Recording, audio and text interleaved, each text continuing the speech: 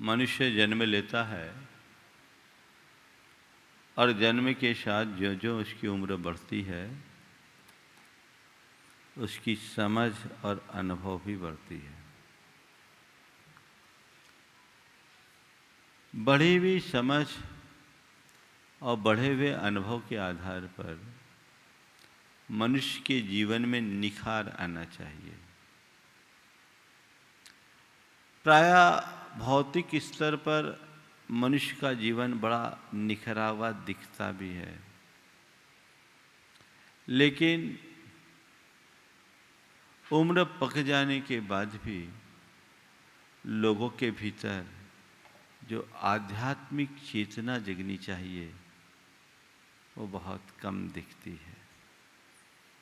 अक्सर ये देखा जाता है कि जो जो उम्र पकती है मनुष्य के मन में पलने वाली लालसा भी उतनी ही बढ़ती जाती है और ये मनुष्य के जीवन के विनाश का कारण बन जाती है। जीवन की एक सबसे बड़ी विडंबना है।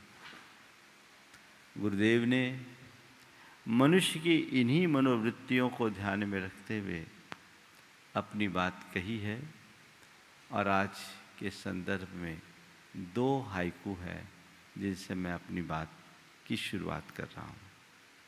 सिर पे चांद अच्छा निकल आया, सूर्य न उगा। सिर पे चांद अच्छा निकल आया, सूर्य न उगा। बहुत गहरा संदेश है। सिर पे चांद निकलने का मतलब है बाल सफा चट्ट हो गए, लेकिन अभी भी तुम्हारे अंदर ज्ञान का सूर्य नहीं उगा। अपने जीवन की सही समझ नहीं हुई, तो इस मनुष्य जीवन को पाकर के तुमने आखिर क्या पाया?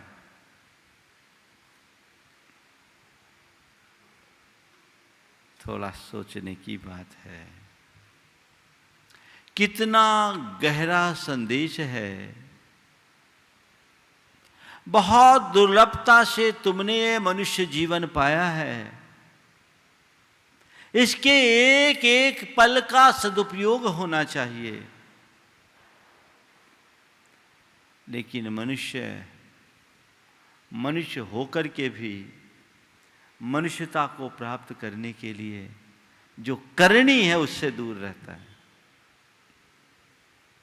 संत कहते हैं ये चांद तो निकल गया, अब इसकी अंतिम परिणति तो चिता की राख में होगी। अपने भीतर ज्ञान का सूर्य उगा लो, पूरे जीवन आनंद होगा। और आज का दूसरा हाइकू इसी को रेखांकित करते हुए है। नाड़ हिलती लार गिरती, किंतु नाड़ हिलती लार गिरती किंतु तृष्णा युवती। नाड़ हिलती, गर्दन हिल रही है, लार गिरती किंतु तृष्णा युवती। तृष्णा अभी भी जवान है। तुम्हारी मोहाशक्ति कहां? आज के संदर्भ में 4 बातें हैं। राग, आग, जाग।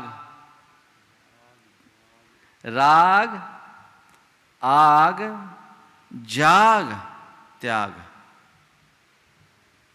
राग, आग, जाग, त्याग। हर मनुष्य के हृदय में राग का बड़ा प्रगाढ़ बंधन है। इस राग के कारण मनुष्य के भीतर प्रबल भोगा शक्ति पनपती है।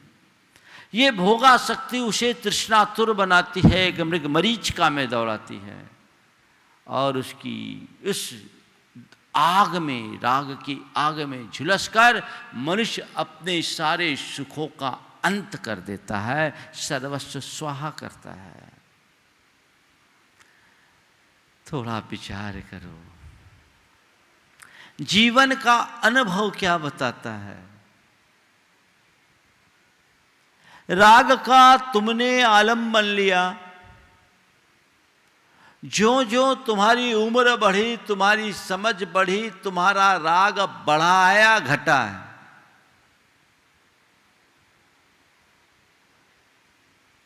राग विषयों का, राग भोगों का, राग पैसों का, राग परिवार का, राग शरीर का, ये तुम्हारे अंदर की लालसा, लिप्सा उत्तरोत्तर बढ़ी है या घटी है? मन से पूछो, क्या जवाब निकलेगा? महाराज इसमें तो वृद्धि भी है। ठीक, उसके वृद्धि से तुम्हारे सुख की मात्रा बढ़ी है या घटी है? ये दूसरा सवाल। राग की वृद्धि से सुख की मात्रा बढ़ी है या घटी है? क्या है? घटी है। स्वाभाविक है, अगर आग बढ़ेगी तो आंच तो लगेगी ही लगेगी। ये राग की एक आग है जो हर प्राणी को अंदर तक झुलसाती है, लेकिन विडंबना यही है कि वो आग को बुझाने की जगह और बढ़ाने का प्रयत्न करता रहता है। आप नित्य ये कहते, राग आग दहे सदा ताते समामृत से ये चिर भजे विषय कषाय अब तो त्याग निज पद में। ये पंक्तियां आप दोहराते हो, बड़े राग से गाते हो। ये राग आग दहे सदा ताते समामृत से ये चिर भजे विषय कषाय अब तो त्याग निज पद से। ये कितने राग से गा रहे हैं। अरे भाई, जब तुम अपने मुख से ये उच्चारण करते हो, बार बार दोहराते हो कि राग आग है, मेरी चेतना को विनष्ट करने वाली है, भस्म करने वाली है, तो फिर मुझे उस राग की आग को बढ़ाना है या घटाना है? क्या है? बढ़ाना है कि घटाना है? घटाना है। अपने अपने मन से पूछो कि तुमने अपने उम्र को पार करने के बाद राग को घटाया या बढ़ाया है? बहुत विरल लोग होते हैं जिनकी चेतना जगती है और अंदर से जाग कर वे त्याग के मार्ग पर आगे बढ़ते हैं। वे ही अपने जीवन का कल्याण करते हैं। बाकी लोगों के लिए तो देखने में ये आता है कि जैसे जैसे उम्र बढ़ती है वैसे वैसे उनकी विषय लालसा बढ़ती ही जाती है, बढ़ती ही जाती है, बढ़ती ही जाती है। चाहे भोगों की चाह हो, विषयों की चाह हो, धन की चाह हो, संतति की चाह हो, यश की चाह हो, ये उत्तरोत्तर बढ़ती है, जबकि घटना चाहिए, घटनी चाहिए। जो जो उम्र बढ़े तृष्णा घटनी चाहिए, लेकिन कह रहे हैं नाड़ हिलती लार गिरती किंतु तृष्णा युवती। अच्छे अच्छे उम्र दराज लोगों की लालसा कम नहीं होती। शरीर में सत्व नहीं है, करने की कोई क्षमता नहीं है, लेकिन मन की चाह अभी भी बड़ी जवान है। ये क्या है? ये कितना बड़ा अज्ञान है। गुरुदेव ने कितना बड़ा व्यंग्यपूर्ण संदेश हम सबको दिया है। सिर में चांद अच्छा निकल आया, सूर्य न होगा। भाइयों, जो चांद वाले हैं या जिनकी नाड़ हिल रही है, कब चेतोगे, कब जागोगे? और मेरी अभी वो अवस्था नहीं आई है, तो जिनकी आ गई उनको देख के जागो। शास्त्रकार कहते अंगम गलितम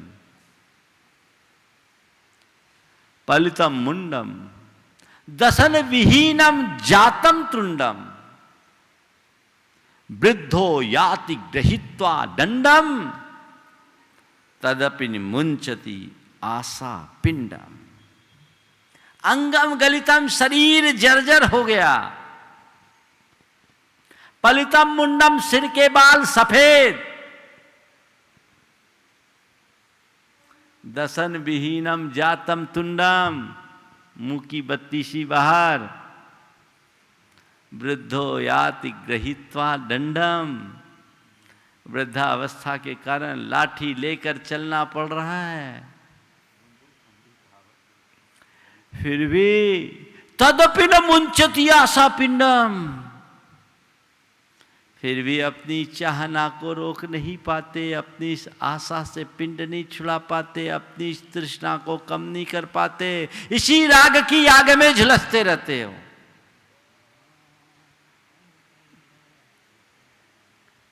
एक बार एक माताजी दंपति थे, दोनों आए। पति की उम्र 88 वर्ष की, उनकी धर्मपत्नी साथ में थी। उसने कहा, महाराज जी इनसे कहो ये ब्रह्मचर्य ले ले। 88 साल की उम्र में धर्मपत्नी कह रही है, महाराज इनसे कहो ब्रह्मचर्य ले ले। तो कहा, महाराज अभी अभ्यास कर रहे, अभ्यास कर रहे हैं। हमने कहा ठीक, 88 साल की उम्र में अभ्यास करोगे तो परलोक में जाके पालोगे। क्या मनस्थिति है, मैं हैरान रह गया देखकर।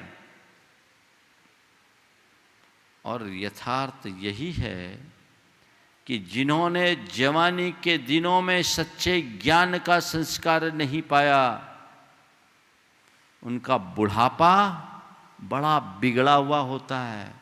शरीर का बस नहीं चलता, लेकिन मन चलता रहता है, बड़ा चंचल रहता है। वो भोगा शक्ति अंदर ही अंदर उन्हें उद्वेलित करते रहती है।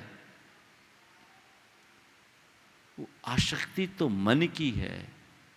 और उस समय मनुष्य की स्थिति बड़ी विचित्र हो जाती है, जब शरीर में सत्व नहीं रहता है और मन मचलता है। ये बड़ी भयानक आग होती है। इस आग का कोई अंत नहीं।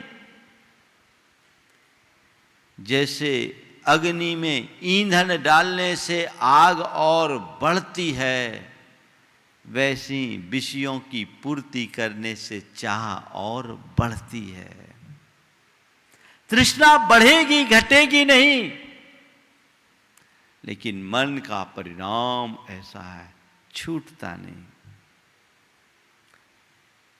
4 प्रकार की तृष्णा है जो मनुष्य को विचलित करती है, जो आग की तरह उसकी चेतना में धधकती है। सबसे पहली है भोगेशना, भोगाकांक्षा। भोगाकांक्षा 5 इंद्रिय के विषयों की प्रगाढ़ लालसा। शरीर जवाब दे रहा है, पर फिर भी मन चंचल है। उसके अंदर 5 इंद्रियों की प्रगाढ़ लालसा। उम्र पक जाने के बाद भी टीवी ना छूटे, पिक्चर देखे। अरे कब तक, अब अंदर की पिक्चर तो देखो, अपने भीतर की फिल्म को संभालो।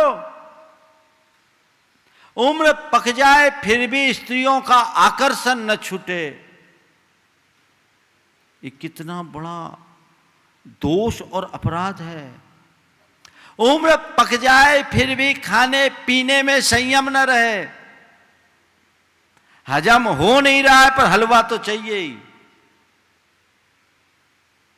शरीर जवाब दे रहा है, शरीर उन चीजों को एक्सेप्ट नहीं कर रहा है, लेकिन जिह्वा की लोलुपता आने दो।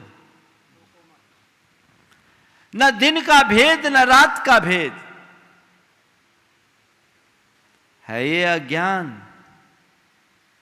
जिस मनुष्य के हृदय में भोगों की जितनी प्रगाढ़ लालसा होती है, वो अंदर से उतना ही व्याकुल चित्त होता है। वो अपना परलोक तो बिगाड़ेगा ही बिगाड़ेगा, यही लोक भी गर्भ खत्म कर रहा है। ऐसे व्यक्ति के स्वभाव में उद्विग्नता और चिड़चिड़ापन आ जाता है। वो छोटी छोटी बातों में रिएक्ट करता है, उसका मन हमेशा अशांत होता है, तृषातुर होता है, और ऐसे लोगों की गति भी खराब हो जाती है। ज़्यादा ऐसा हाल होता है तो घर में कोई पूछता भी नहीं है, अपनी दुर्दशा करा बैठते हैं, लेकिन लोगों को उसी में आनंद आता है। त्याग का भाव अंदर जगता ही नहीं, क्योंकि उनके हृदय में आत्मा की शुद्ध ही नहीं। जिसके हृदय में आत्मा की शुद्ध न हो, वो कभी अंदर से जाग नहीं सकता, और जिसकी चेतना जाग जाए वो एक पल में अपना जीवन बदल देता है। एक पल में जीवन बदलता है। समझ में तो आए कि ये आग है। अब तक का अनुभव क्या बोलता है? भोगों को इतना भोगा कि, क्या बोलते हैं? क्या? थोड़ा जोर से। किसको सुना रहे हैं? गुरु को। किसको सुना रहे हैं? गुरु को। जिनने भोगों से अपने आप को विमुख कर लिया, उन्हें सुना रहे हो। ये शब्द तुम्हारे अनुभव से निकलने चाहिए कि भोगों को इतना भोगा कि खुद को ही भोग बना डाला, साध और साधन का अंतर मैंने आज भुला डाला। कितनी अच्छे उद्गार हैं। अगर तुम्हारे हृदय में संतों के शरण में आने के बाद ये अंतर के उद्गार प्रकट होने लगे, तुम्हारी दिशा बदल जाएगी। ये अंदर लगना चाहिए कि वाकई में इस भोगों का कोई अंत नहीं, ये तो आग है, आग मेरी चेतना को भस्म करते आ रहे, उसी दिन जाग जाओगे। पर तुम्हारी दशा कैसी बताऊं? हाथों पे अंगार लिए पूछता रहा, दुष्यंत कुमार की पंक्तियां। हाथों पे अंगार लिए मैं ये पूछता रहा, कोई मुझे इन अंगारों की तासीर बता दे। अरे भाई, ऐसे व्यक्ति को मूर्खाधि राजी तो कहेंगे, और क्या कहेंगे? हाथ में अंगार है और तुम उसकी तासीर पूछ रहे, झुलस रही है, अंगार फेंको। रात दिन दुख भोगने के बाद भी तुम्हारी चाहत यदि कम नहीं हो रही, तो ये तुम्हारे जीवन की बहुत बड़ी नादानी है। इसे अंदर से जागो। जीवन यूं ही व्यतीत हो जाएगा, हाथ में कुछ भी हासिल नहीं होगा। अब तक का अनुभव तो बोलता है कि कुछ सार नहीं। जैसे प्याज के छिलके को छिलते जाओ छिलते जाओ छिलते जाओ, कुछ निकलता है? हाँ? केले के पत्ते को छिलो छिलो छिलो छिलो, उसके थंब को कुछ निकलेगा? नहीं निकलेगा। फिर भी सोचते हैं अभी तक का अनुभव तो नहीं है, पर एक बार और ट्राई कर लें। अनुभव में आसक्ति जब हावी होती है तो ये परिणति होती है। जब तक ये आसक्ति तुम्हारे हृदय में विद्यमान होगी, तुम्हारे जीवन की दिशा नहीं बदल सकती। एक व्यक्ति के विवाह हुआ, विवाह के में उसने अपने मित्र को बुलाया, वो मित्र खुद गया, अच्छा उपहार दे के आया, शानदार विवाह का कार्यक्रम हुआ। साल भर बाद उसका दूसरा पत्र आ गया। उसने कहा पहली शादी की तलाक हो गई, दूसरी शादी।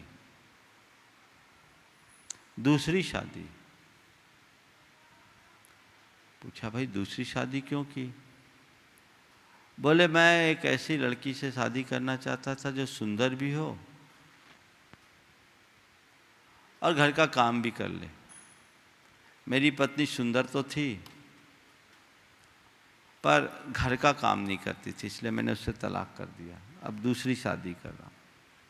दूसरी शादी का समाचार आया तो उसने अपने बेटे को भेजा।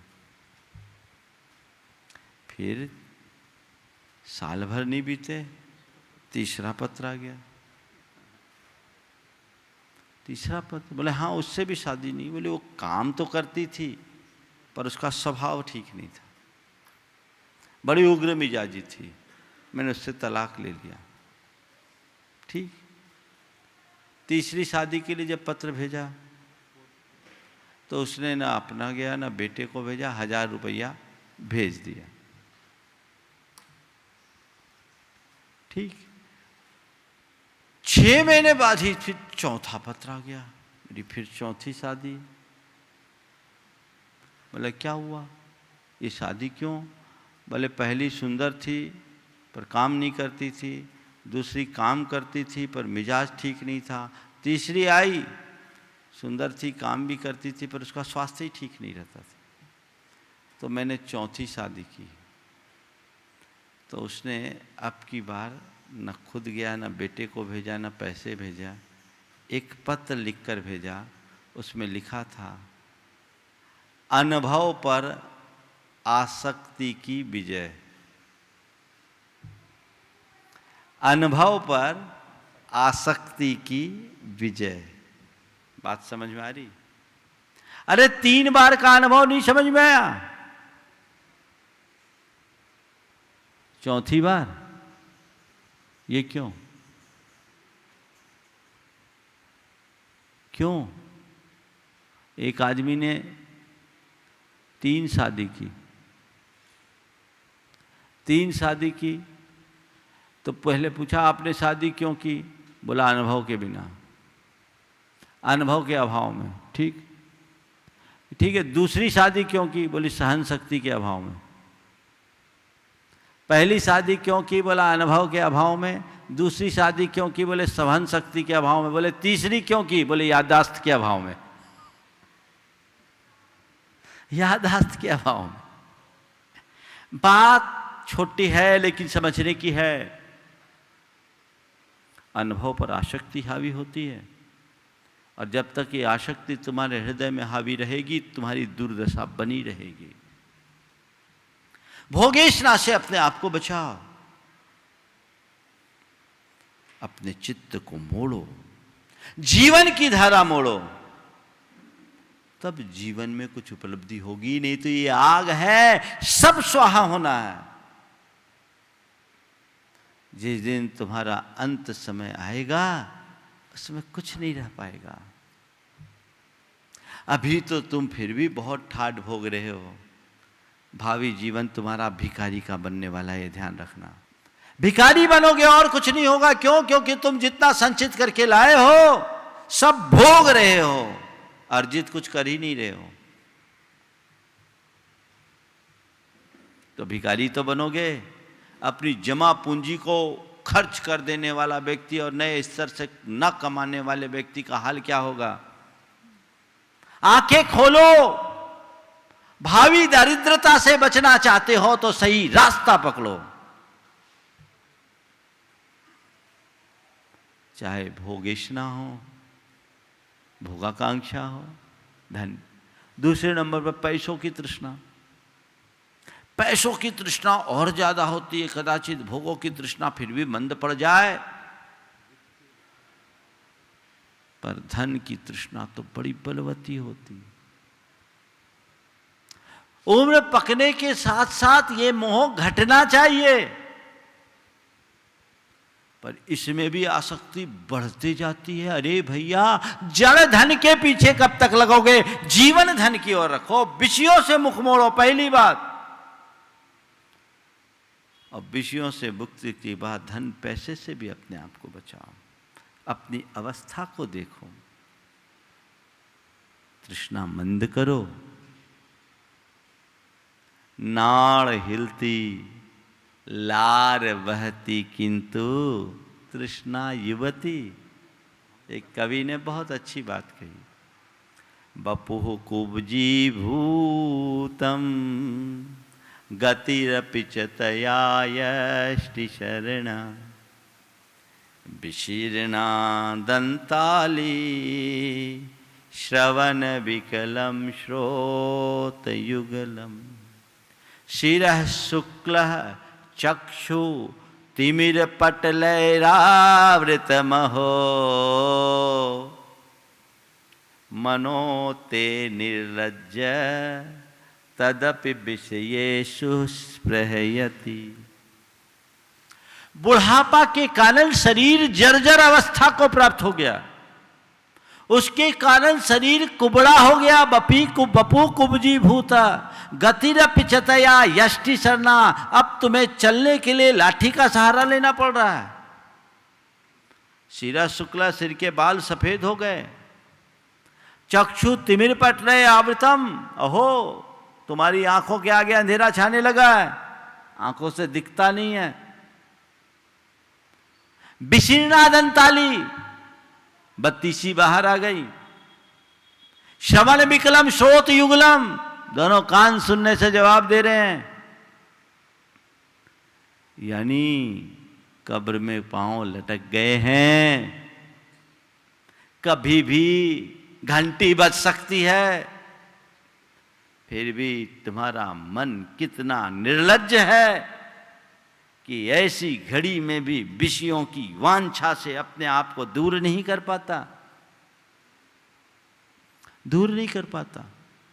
मन को बदलिए, मोड़िए, जीवन की धारा मोड़िए, अंदर से अपनी चेतना को जगाइए। ये मनुष्य जीवन हमें विषय भोगों में बर्बाद करने के लिए नहीं मिला। ये मनुष्य जीवन राग रंगरेलियों में लीन होने के लिए नहीं मिला। ये मनुष्य जीवन धन पैसा जोड़ने के लिए नहीं मिला। ये मनुष्य जीवन संतान और संतति में उलझ करके खोने के लिए नहीं मिला। ये मनुष्य जीवन अपनी आत्मा के उद्धार के लिए मिला है, और मुझे वह सर्वोच्च प्राथमिकता से करना है। अंदर ऐसा मनोभाव जगाइए, तब हम जीवन में कुछ सार्थक उपलब्धि घटित कर पाएंगे। लालसा कम करे, धन की प्रगाढ़ लालसा। पैसों के पीछे तो मरे जाते हैं। मैंने देखा आज के नौजवानों का धन से उतना लगाव नहीं जितना बूढ़ों का है।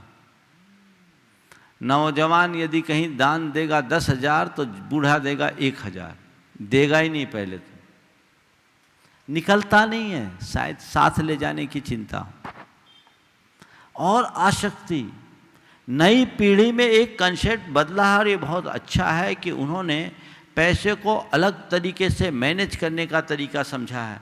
लेकिन आज भी मैं देखता हूँ बड़े बुजुर्गों के अंदर बड़ी प्रगाढ़ आसक्ति रहती है।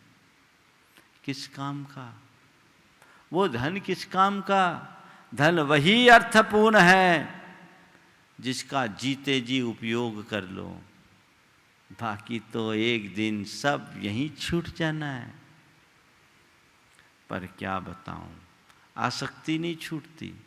एक जगह हमारा चातुर्मास था, लड़का सुबह से आ जाता था और प्रवचन सुन करके जाता था, और जब तक हम आहार को न निकले तब तक नहीं निकलता। उसके पिताजी थे 75 साल के, बीमार भी थे, बेड पर थे।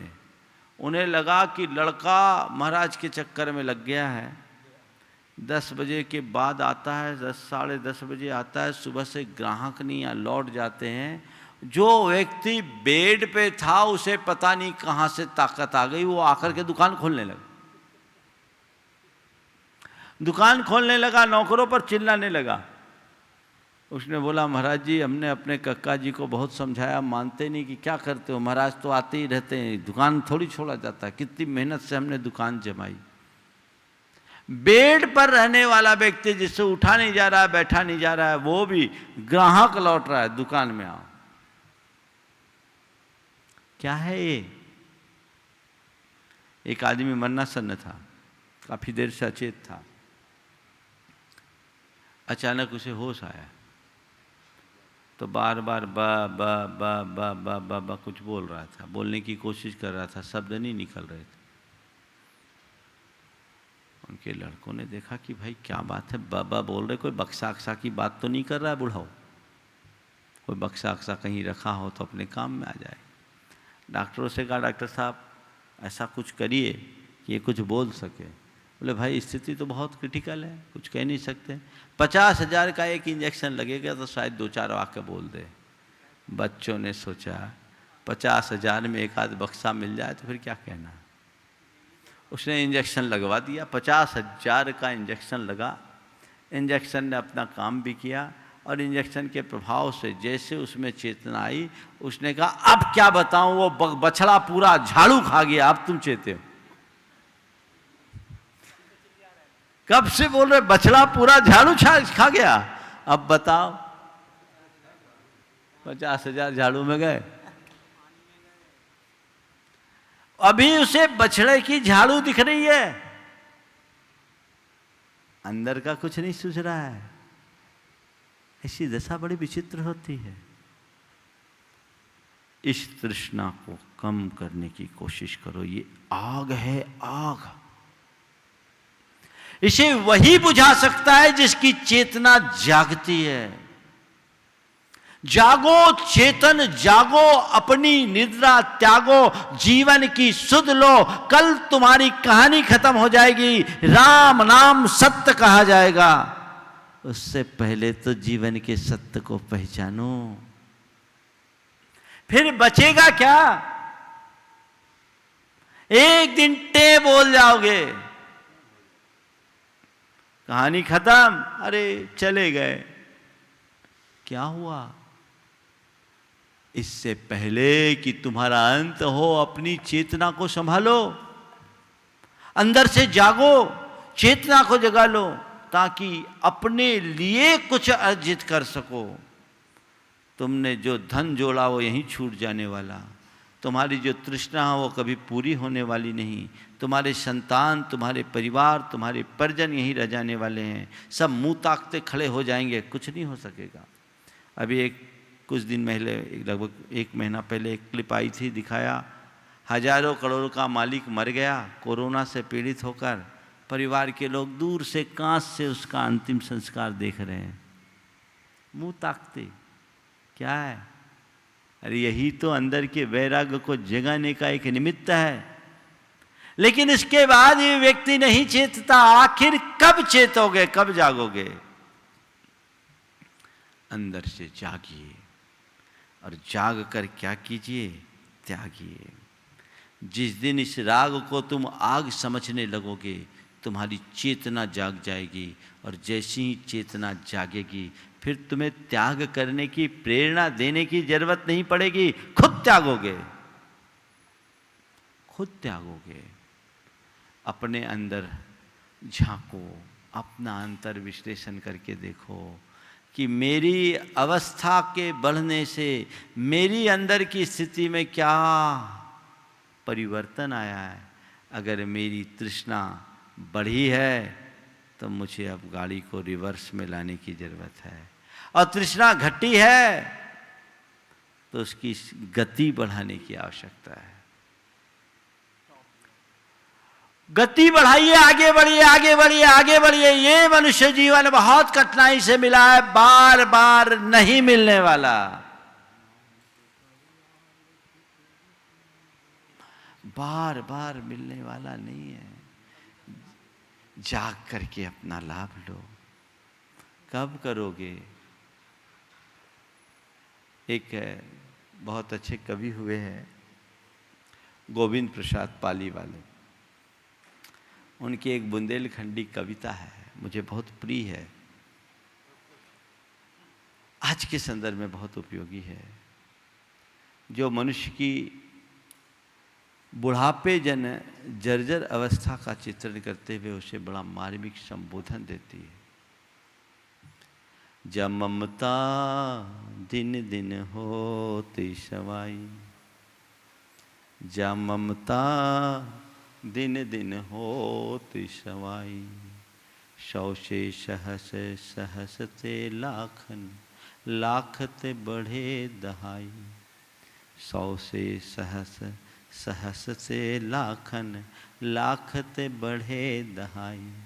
दिन दिन दूनी होने चली पे, तोई शांति ने आई। जा ममता दिन दिन होती सवाई, जा ममता दिन दिन होती सवाई।